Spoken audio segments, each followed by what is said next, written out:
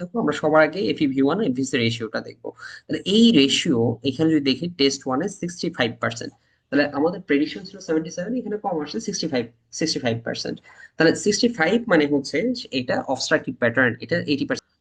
লাঙে problem নাই, extra pulmonary restriction আছে যেমন ওবেসিটি কিংবা চেস্ট ওয়াল ডিফর্মিটি, তাদের ক্ষেত্রে কিন্তু কেসিও আমি নর্মাল পাবো, কিন্তু টোটাল লাং কোএফিসিয়েন্ট কম পাবো।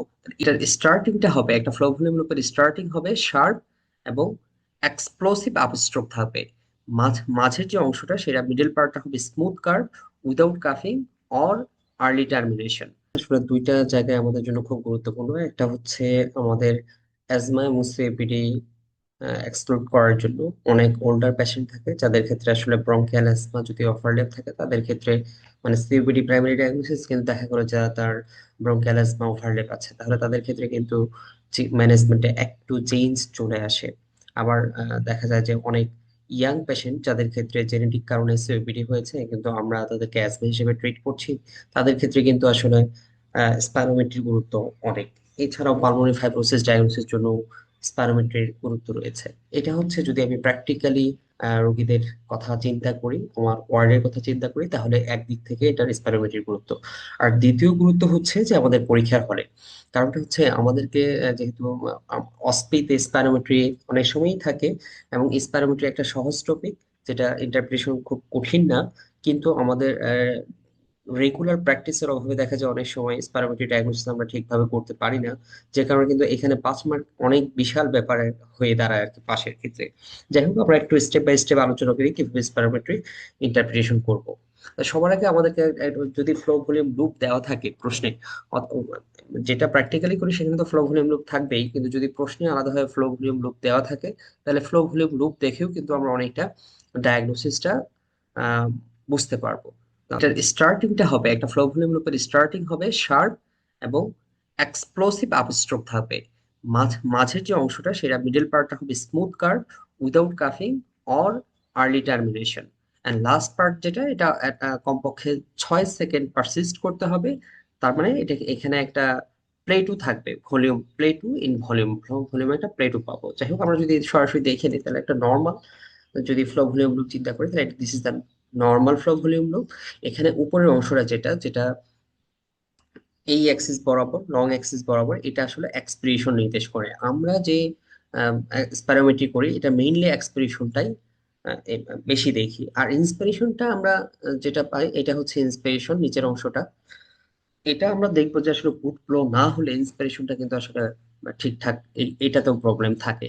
আর যাই হোক যদি অবস্ট্রাকটিভ হয়, অবস্ট্রাকটিভ পিকচারটা হবে এমন, আমি যেভাবে মনে রাখতাম সেটা হচ্ছে যে অবস্ট্রাকটিভ লাং ডিজিজে যেহেতু ভেসিকুলার উইথ প্রলং এক্সপিরেশন পাওয়া যায়, তো এখানে আমরা প্রলং এক্সপিরেশন পাচ্ছি। আমি এইভাবে মনে রাখতাম যে এখানে ডাউন স্লোপটা হবে প্রলং। আর যেটা রেস্ট্রিক্টিভ ল্যাঙ্গুয়েজ যেটা এটা হচ্ছে আপস্ট্রোক যেমন ঠিক ডাউন স্ট্রোকও ঠিক তেমনই হবে। মানে তাহলে আমরা চিত্র দেখেই কিন্তু অবস্ট্রাকটিভ এবং রেস্ট্রিক্টিভ কিছুটা আলাদা করে ফেলতে পারবো। এর বাইরে যেটা থাকে সেটা যদি এক্সটার্নাল কোনো অবস্ট্রাকশন থাকে তাহলে আমরা চিত্রটা অনেকটা এরকম ভাবে পাই। এটা ফিক্সড অবস্ট্রাকশনের ক্ষেত্রে এমন, যদি ভেরিয়েবল থোরাসিক এক্সট্রা থোরাসিক হয় তাহলে এমন, যদি ভেরিয়েবল ইন্ট্রাথোরাসিক হয় তাহলে এমন। তাহলে আমার যদি এই প্যাটার্নের বাইরে আমি এই প্যাটার্ন পাই তাহলে বুঝতে হবে যেটা এক্সটার্নাল অবস্ট্রাকশন আছে। আর এই প্যাটার্নের মধ্যে এটা অবস্ট্রাকটিভ রেস্ট্রিকটিভ। ওকে, আচ্ছা, এবার দেখি যদি একটা গুড কোয়ালিটি কন্ট্রোল যদি না হয় তাহলে কেমন হতে পারে। তো এই যে ফ্লো ভলিউম লুপটা আছে এখানে আমরা দেখতে পাচ্ছি যে ইন্সপাইরেশনটা যেটা আছে এটা অলমোস্ট ফ্ল্যাট। এটা তো এমন হওয়ার কথা ছিল কিন্তু এটা অলমোস্ট ফ্ল্যাট হয়ে গিয়েছে। যদি আমরা দেখি এটাতে দেখি এখানে যেটা হয়েছে যে এখানে কোনো ইন্সপাইরেটরি কার্ভ নেই, আর এখানে ইন্সপাইরেটরি কার্ভ আছে বাট অর্ধেক মানে ট্রাঙ্কেটেড ইন্সপাইরেটরি কার্ভ এখানে আছে, তাহলে এটা একটা ব্যাড কোয়ালিটি ফ্লো ভলিউম লুপের ক্রাইটেরিয়া। এবার আমরা সরাসরি চলে আসি স্টেপে। স্টেপ কি, আমরা সবার আগে দেখবো FeV1 এফভিসি রেশিও। আমাদের একটা ফ্লো স্পাইরোমেট্রিতে কি থাকে থাকবো আমাদের যদি ইনিশিয়াল ডায়াগনোসিস সেটা পরীক্ষার ফলে হোক অথবা আমাদের প্র্যাকটিক্যাল লাইফে হোক, আমরা সবার আগে FeV1/এফভিসি রেশিওর দিকে তাকাবো। যদি এই রেশিও দেখি 70% মানে 0.7 এর বেশি আছে তাহলে এটা নর্মাল। এটা নর্মাল অথবা রেস্ট্রিক্টিভ লাং ডিজিজও কিন্তু FeV1/এফভিসি রেশিও নর্মাল থাকতে পারে। আর হচ্ছে যদি এটা এটা রেশিও কম থাকে তার মানে এটা রেস্ট্রিক্টিভ অবস্ট্রাকটিভ লাং ডিজিজ, সেটা অ্যাজমাও হতে পারে, সিওপিডিও হতে পারে। এটা কেন হয়, এই রেশিওটা কমে যায় কেন, কারণ এখানে এয়ার ট্র্যাপড হয়ে থাকে। এবং এটা বেশ সময় নেয় বের হয়ে যেতে, যে কারণে এটা রেশিওটা আসলে কমে যায়। স্টেপ টু হচ্ছে আমরা যখন এফইভি1 এফভিসি রেশিও এটা যদি আমি নর্মাল পাই অথবা বেশি পাচ্ছি, তাহলে আমাদের আসলে এফভিসি টোটাল ফোর্স ভাইটাল ক্যাপাসিটি দেখতে হয়। এখানে যদি যেটা প্রেডিক্টেড আছে তার চেয়ে 80% কম থাকে, তার মানে মানে লো এফভিসি থাকে, তাহলে সেটা restricted lung disease. Restricted lung disease pulmonary fibrosis হতে পারে, চেস্ট ওয়াল ডিফিউমিটির জন্য হতে পারে। এটা হচ্ছে রেস্ট্রিক্টেড লাং ডিজিজে এফইভি লো এফভিসি পাবো। আর যদি দেখা যায় যে অবস্ট্রাকটিভ লাং ডিজিজ পেয়ে গেছি, এখানে আমার লো এফইভি1 এফভিসি রেশিও, তাহলে আমার কিন্তু স্টেপ সরাসরি এফইভি1 এর দিকে আমি তাকাবো। এবং এখানে মেইনলি যে জায়গাটায় তাকাবো সেটা হচ্ছে যে প্রি টেস্ট এবং পোস্ট টেস্ট এফইভি1 কতটুকু আছে। যদি প্রি টেস্ট যেটা ছিল তার চেয়ে পোস্ট টেস্ট 12% বেশি বেড়ে যায়, অথবা যদি আমার এমএলএ দেওয়া থাকে 200 ml এর বেশি বেড়ে যায় এফইভি1টা, তাহলে এটা বুঝতে হবে যে রিভার্সিবল। আপনার এটা ব্রঙ্কোডাইলেটরি চ্যালেঞ্জ টেস্ট বা রিভার্সিবিলিটি টেস্ট বলে। তাহলে এখানে এটা যদি বেশি বেড়ে যায় তার মানে এটা রিভার্সিবল। রিভার্সিবল মানে এটা ব্রঙ্কিয়াল অ্যাজমা। কেউ যদি রিভার্স না করে 12% বেশি না বাড়ে, তাহলে সেটা সিওপিডি। আমার মেইনলি এই তিনটে স্টেপ দেখলেই কিন্তু আমি স্পাইরোমেট্রিক ডায়াগনোসিসটা করতে পারবো। এরপর আসি যে এছাড়াও আমি আর কোথায় তাকাতে পারি, আর কি দেখতে পারি। একটা হচ্ছে টোটাল লাং কোএফিসিয়েন্ট দেখবো এবং ক্যাসিও দেখবো। এখানে যেটা হয়, আমি এটা ডিটেলসে যাচ্ছি না, আমি শুধু এটার প্যাটার্নটা একটু আলোচনা করছি। যদি কেসিও মেইনলি রিপ্রেজেন্ট করে লাং ভলিউমটা, আর টোটাল লাং কোএফিসিয়েন্ট যেটা, এটা লাং প্লাস চেস্ট ওয়াল দুইটাই রিপ্রেজেন্ট করে। এখন যদি কারো লাং এ সমস্যা থাকে, তার মানে তার পুরো টিএলসিও চেঞ্জ আসবে। যদি কারো চেস্ট ওয়ালের প্রবলেম থাকে, তারও টিএলসিও চেঞ্জ আসবে। কিন্তু যদি কারো দেখা গেল যে শুধুমাত্র লাং লাং এর প্রবলেম নাই, এক্সট্রা এক্সট্রা পালমোনারি রেস্ট্রিকশন আছে, যেমন ওবিসিটি কিংবা চেস্ট ওয়াল ডিফর্মিটি, তাদের ক্ষেত্রে কিন্তু কেসিও আমি নর্মাল পাবো, কিন্তু টোটাল লাং কোএফিসিয়েন্ট কম পাবো। এই প্যাটার্নটা মনে রাখলেই হচ্ছে। আমি যদি একটু আর একবার বলি যে যদি দুইটাই কমে যায় টিএলসি এবং কেসিও, তার মানে এটা প্যারেনকাইমাল ডিজিজ। যেমন ইন্টারস্টেশন লাং ডিজিজ অথবা ইমফাইসেমা সিওপিডি, এগুলোতে কিন্তু দুইটাই কমে যায়। আর টিএলসিও যদি কমে যায় কিন্তু কেসিও নর্মাল থাকে কিংবা বেড়ে যায়, তাহলে সেটা এক্সট্রা পালমোনারি রেস্ট্রিকশন নির্দেশ করে, যেটা রিডিউসড লাং ভলিউমের জন্য হচ্ছে, বাইরে থেকে প্রেসারের কারণে হচ্ছে। আর যদি দুইটাই বেড়ে যায়, যে টিএলসিও এবং কেসিও দুইটাই বেড়ে গেছে, তাহলে এখানে কিন্তু ইনক্রিজ পালমোনারি ব্লাড ভলিউম নির্দেশ করে। এটার একটা গুরুত্বপূর্ণ কারণ হচ্ছে ব্রঙ্কিয়াল অ্যাজমা এবং পলিসাইথেমিয়া। তাহলে যেটা গন্ডগোল হয় পরীক্ষার হলে, যদি যেটা চলে আসে, তাহলে যেটা আসবে সেটা হচ্ছে, যেহেতু আমরা মনে করি অ্যাজমা সিওপিডি একই রকম সবকিছু, কিন্তু এই জায়গাটা কিন্তু চেঞ্জ আছে। অ্যাজমাতে টিএলসিও কেসিও বাড়বে, কিন্তু সিওপিডি তে টিএলসিও কেসিও কমে যাবে। এবং এক্সট্রা পালমোনারি যদি রেস্ট্রিকশন থাকে, তাহলে টিএলসিও কমে যাবে কিন্তু কেসিও নর্মাল থাকবে। জাস্ট এই তিনটা জিনিস মনে রাখলে আমার জন্য, আমার কাছে মনে হয় যে পরীক্ষার জন্য এটা মোটামুটি এনাফ।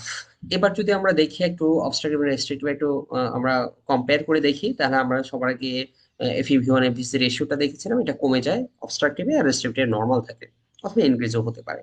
তাহলে যদি এটা কমে যায়, তাহলে আমরা যেটা দেখবো সেটা হচ্ছে এফইভি1 এটাও কমে যাবে।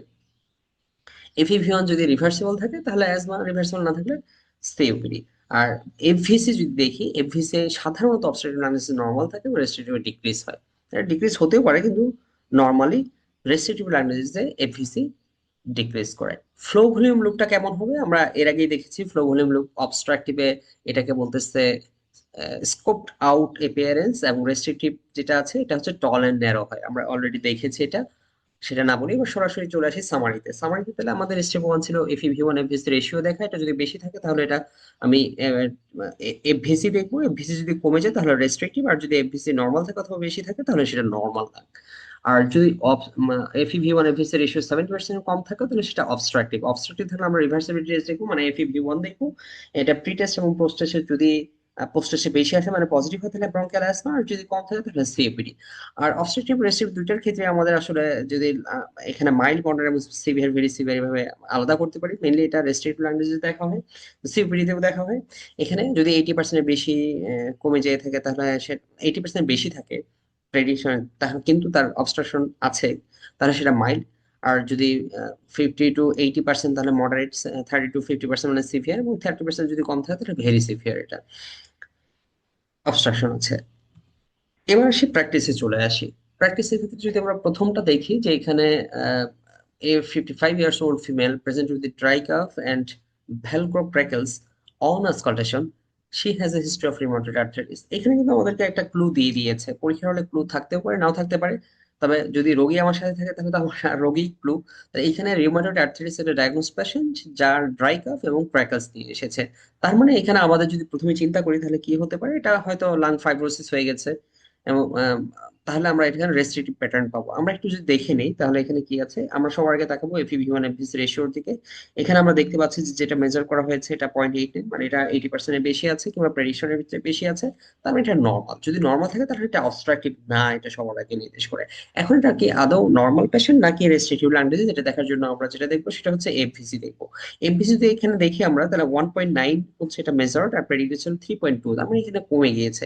কতটুকু কমে গেছে? প্রায় 59%। তার মানে এটা রেস্ট্রিক্টিভ লাং ডিজিজ নির্দেশ করছে। তাহলে consistent with a restrictive pattern likely interstitial lung disease or pulmonary fibrosis। আচ্ছা, আমরা দ্বিতীয়টাতে যদি দেখি, এটা জলিল স্যার অস্পিক বই থেকে এটা সংগ্রহ করা। এখানে যদি আমরা দেখি, এখানে ফ্লো ভলিউম লুপটা যদি আমরা দেখি তাহলে এই লুপটা আছে। আপ স্ট্রোক ঠিক আছে, ডাউন স্ট্রোকে কি হয়েছে, প্রলং এক্সপিরেশনের মতোই লাগছে এবং ইন্সপিরেশনটা মোটামুটি ঠিক আছে। তার মানে এটা একটা মানে গুড ফ্লো নির্দেশ করে। তাহলে যদি দেখি যে এটাতে আসলে কি কোশ্চেন ছিল, কোশ্চেন ছিল mention for important positive finding spirometric diagnosis কি। আমরা সবার আগে ডায়াগনোসিসটাকে করি, পরে আমরা আদার্স ফাইন্ডিং গুলো দেখবো। আমি যেটা বলেছিলাম যে আমরা কি থাকে থাকুক, কতগুলো মান থাকে থাকুক, আমরা সবার আগে FEV1 এফভিসি রেশিওটা দেখবো। তাহলে এই রেশিও এখানে যদি দেখি টেস্ট ওয়ানে 65%। তাহলে আমাদের প্রেডিকশন ছিল 77, এখানে কম আসছে 65%। তাহলে 65 মানে হচ্ছে এটা অবস্ট্রাকটিভ প্যাটার্ন, এটা 80% এর কম আছে। তার মানে অবস্ট্রাকটিভ প্যাটার্ন, যদি অবস্ট্রাকটিভ প্যাটার্ন হয় তাহলে এটা আমরা দেখবো যে রিভার্সিবল অর নট রিভার্সিবল। তার আমরা সেটা দেখার জন্য আমরা যেটা দেখি সেটা হচ্ছে FEV1। FEV1 FEV1 এ আমরা যদি দেখি টেস্ট ওয়ানে আসছে 1.9 এবং টেস্ট টু তে যেটা পোস্ট টেস্ট মানে ব্রঙ্কোডাইলেটর দেওয়ার পর সেটা আসছে 2.27। তার মানে এখানে যদি এখানে অলরেডি ক্যালকুলেশন করাই আছে যে কতটুকু বেড়েছে, 14.9% বেড়ে গেছে। তা আমরা জানি যে রিভার্সিবল কখন রিভার্সিবল করবো, যদি 12% বেশি বেড়ে যায় তাহলে সেটা রিভার্সিবল। তাহলে এখানে যেহেতু 14.9%-এর বেশি, 14.9% বেড়ে গেছে, সেটা 12%-এর বেশি। তার মানে সেটা হচ্ছে রিভার্সিবল অবস্ট্রাকটিভ লাং ডিজিজ। তাহলে স্পাইরোমেট্রিক ডায়াগনোসিস যদি বলতে চাই তাহলে সেটা হচ্ছে রিভার্সিবল অবস্ট্রাকটিভ লাং ডিজিজ। এখন চারটা পজিটিভ ফাইন্ডিংস যদি আমি এখান থেকে বের করতে চাই তাহলে আমরা কোথায় কোথায় দেখবো। তাহলে একটা FEV1 এফভিসি রেশিও দেখলাম যে এখানে এখানে কমে গেছে। এরপর হচ্ছে FEV1, এটাও আসলে কম, এবং একই সাথে এখানে রিভার্সিবল টেস্ট পজিটিভ আছে। তাহলে তিনটা হয়ে গেল। আর একটু যদি এফভিসি দেখি, এফভিসি তে 3.3, মানে এটা হচ্ছে প্রেডিকশন ছিল 80% হওয়ার কথা ছিল। আচ্ছা, এখানে হচ্ছে প্রেডিকশন ছিল 3.75 আর আছে হচ্ছে টেস্ট আছে 3.3। তার মানে এটাও কমে গেছে। তার মানে আমরা চারটা ফাইন্ডিংস কিন্তু এখানেই বলে দিতে পারি। আচ্ছা, এখানে TLCO, KCO এগুলো আসলে দেওয়া নাই, যাই হোক। তাহলে এটা নিয়ে আর আমি কথা বলছি না, যে আমার চারটা ফাইন্ডিংস হয়ে গেছে। তারপর to which clinical diagnosis this spirometric diagnosis fits best. তাহলে স্পাইরোমেট্রিক ডায়াগনোসিস আমরা করেছিলাম যে রিভার্সিবল অবস্ট্রাকটিভ লাং ডিজিজ। তাহলে ক্লিনিক্যাল ডায়াগনোসিস যদি করতে চাই তাহলে এটা ক্লিনিক্যাল ডায়াগনোসিস কি আসে, এটা ক্লিনিক্যাল ডায়াগনোসিস হচ্ছে ব্রঙ্কিয়াল অ্যাজমা, যে রিভার্সিবল। এরপর ইনুমারেট 5 clinical factor consider for assessment of the control of this disease. তাহলে পাঁচটা যদি ক্লিনিক্যাল ফ্যাক্টর বলতে চাই, এটা আসলে একটা ডেফিনেশনের চার্ট আছে। চার্টটা আমি দেখিয়ে দিচ্ছি আপনাদেরকে। যে একটা হচ্ছে লেভেল অফ অ্যাজমা কন্ট্রোল। তাহলে এখানে যে ক্যারেক্টার, যেই জিনিসগুলো আমরা দেখি, একটা হচ্ছে day time symptom, limitation of the activities, nocturnal symptom অথবা একুইনিং, রাতে ঘুম থেকে উঠে যেতে হচ্ছে কিনা, নিড ফর রেস্কিউ অর রিলিফার ট্রিটমেন্ট, আর লাং ফাংশন টেস্ট কেমন আছে, এবং এক্সাজারবেশন আছে কিনা। তো এই ছয়টা আসলে ফ্যাক্টর যেগুলো আমাদের clinical factor considered for assessment of the control of the bronchial asthma. And last question, if the patient present with এখানে যদি respiratory failure do you expect, এখানে যদি respiratory failure নিয়ে আসে তাহলে এটা কোন ধরনের respiratory failure হবে, এই কোশ্চেনটা এটাই চেয়েছে। মানে type 1 or type 2 respiratory failure। তাহলে আমরা জানি bronchial asthma তে টাইপ 1 respiratory failure হয়, সিভিটি তে টাইপ 2 হয় ইউজুয়ালি। তাহলে এখানে আমরা টাইপ 1 respiratory failure এটাই পাচ্ছি, ঠিক আছে। তাহলে আমাদের দুটা হয়ে গেল। থার্ড ওয়ান এখানে আচ্ছা, এটা আপনাদের জন্য আমি ছেড়ে দিচ্ছি, এটা আমি বলে দেবেন এটা কি হয়েছে। আপনারা এটার আনসার করে কমেন্ট বক্সে আনসারটা লিখে যাবেন। ঠিক আছে, ধন্যবাদ সবাই, ভালো থাকবেন। সবার জন্য শুভকামনা।